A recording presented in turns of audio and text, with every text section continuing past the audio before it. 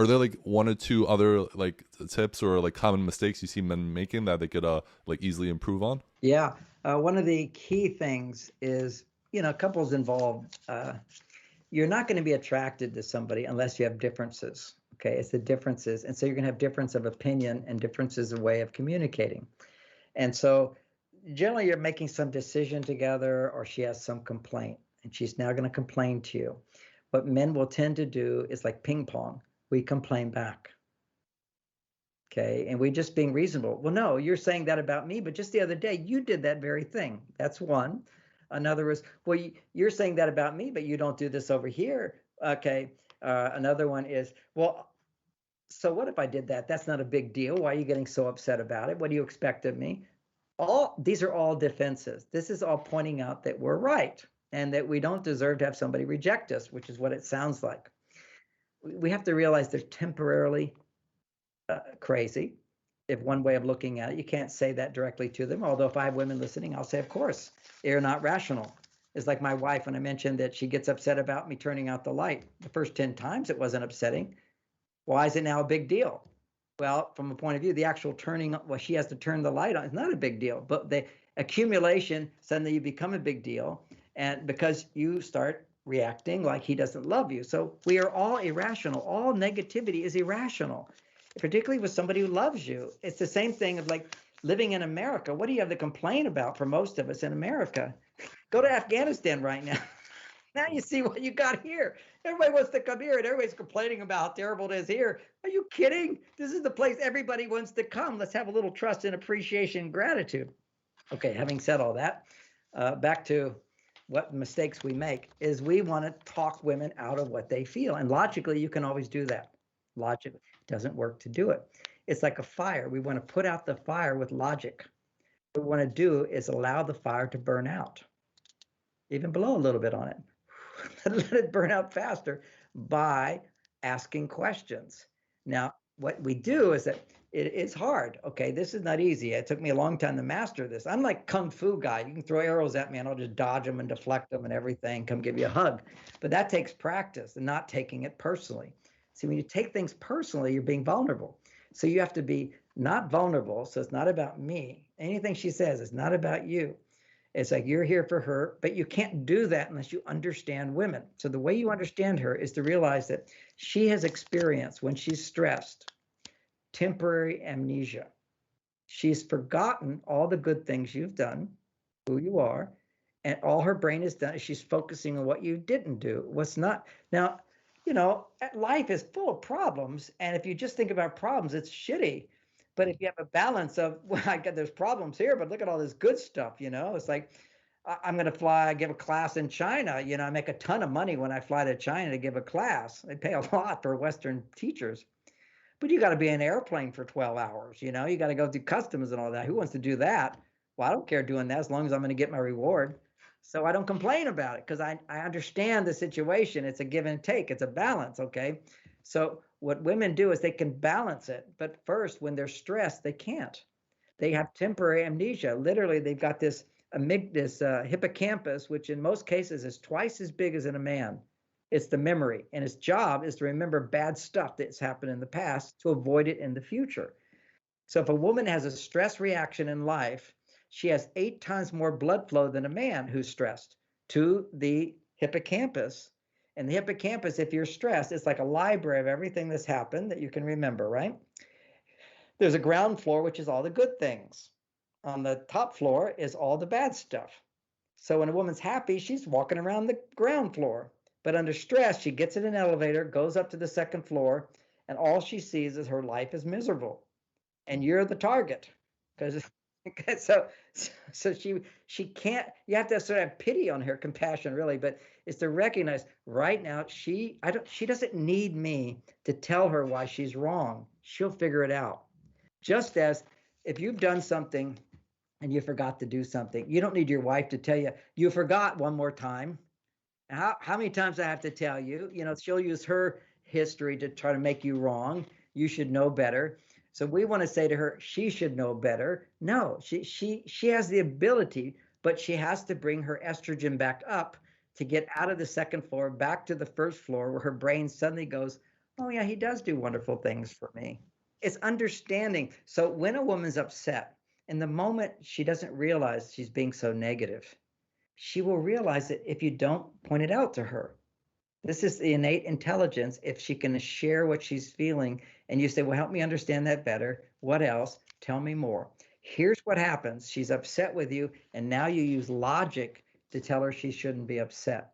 As soon as you use her logic to tell her she shouldn't be upset, she will defend against you. She will bear down and she will magnify more. And now you're caught. You will mirror back her upset. You've just sucked it in. Now, if she's blaming you, you'll be blaming her. And it's hard to do. So you have to notice once you start getting riled up, it's because you are giving solutions at a time when, even if they're good solutions, they're not welcome at this moment. So you made a mistake. If a man recognizes, I made the mistake, your stress goes away. That's a testosterone producer, is accountability.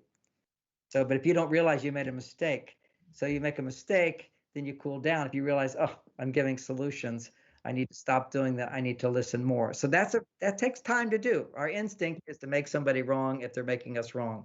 So what you do is you start feeling out of control is another part of low testosterone. So how to feel in control is to be the one who's asking questions. When you ask questions, you're engaging. You're the interviewer. So you keep, if she's starting to push you, well, help me understand that a little bit better. Well, tell me more about that. You're back in the driver's seat because you're asking questions rather than just be quiet. I don't want to listen to this anymore. Go away. Stop that. We don't want to push against it, but embrace it and dodge it by remembering remembering that right now it's temporary crazy. She's forgotten any good thing you've done. Right now, you are resisting. It's only going to make it worse. You have the power to ask questions and be in the driver's seat. Another one is to know that if you do this, you'll get a big reward. I imagine a big golden ball right above her and this ribbon coming down first place. I am like the superstar if I can do this. There's always a guarantee you're the hero if you don't get upset. These are just little mental things to help. The last one, is there last one? Oh, that's the love guarantee. That's the basic one. Oh, here's the last one, which is fear-based. If you get angry, a woman will shut down to you, period. You want a woman to feel safe, open, orgasmic, to be vulnerable, to be happy to see you. She needs to feel safe that if she opens up, you're not going to kill her. Now, if you're angry on a subconscious level, you're going to kill her. Now you're never going to kill her, but the subconscious, the primitive brain, when a man is angry, historically, people die. And what is happening when you're angry is you're actually, the biological alchemy of anger in a man or crying in a man is your estrogen levels are shooting up and your testosterone's very low. So a woman will see you as weak. A woman will see you as needy. And they say, I want a real man. Ironically, men think a real man is tough and demanding and gets all riled up. No, a real man is cool, calm, and collected, steady. He doesn't get ruffled so easily. So if you're getting angry, you're just helping your estrogen go up and your testosterone's going down. And that's biologically proven. You're not increasing masculinity when you're getting angry. Angry is a sign you need to stop talking. The worst thing to do when you're angry is to talk because you're trying to use your words to change the situation. Don't talk. You say, I need to take a time out. You go to your cave.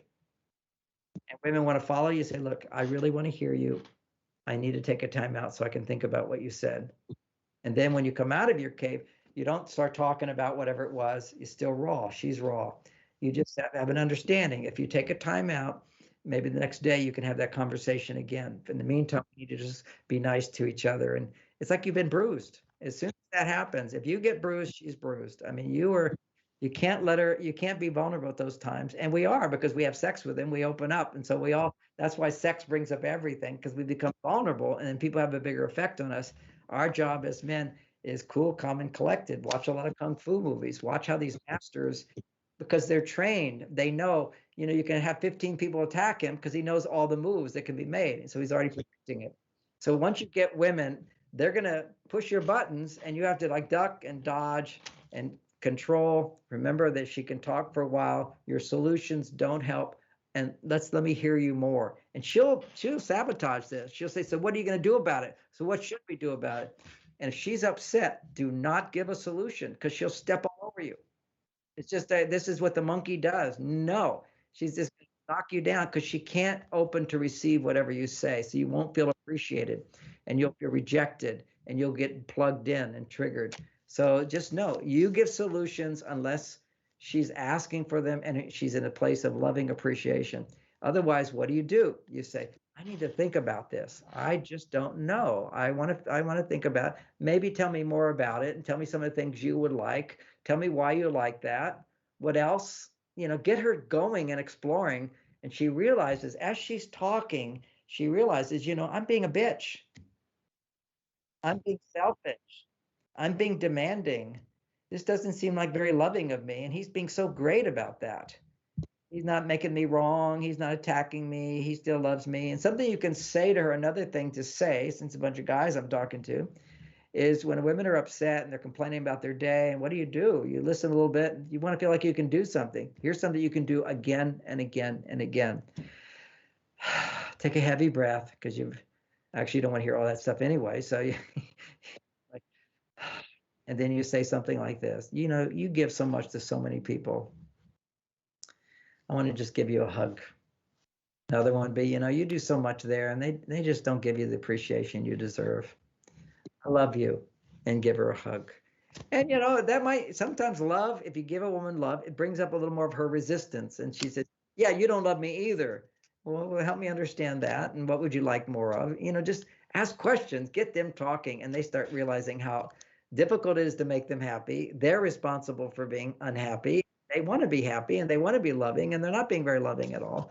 So they have that innate intelligence, but you don't find it until they can hear themselves talk.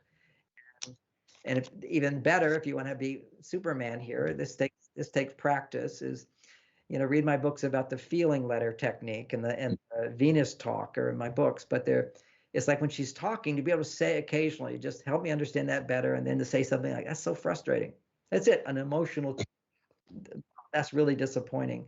And then she goes, no, not disappointing. I'm mad about it. And you go, oh yeah, tell me more about that. Never sort of try to be right, but you're also giving this emotional language that women run away from, which is self-awareness that there's an emotion. It brings them into their body and out of their head, because that's why they can't enjoy sex, and that's why they get stuck in these negativities. They're in their head as opposed to in their body, and that's emotions. Getting them to identify an emotion can be really helpful. But that's a bit of an advanced technique.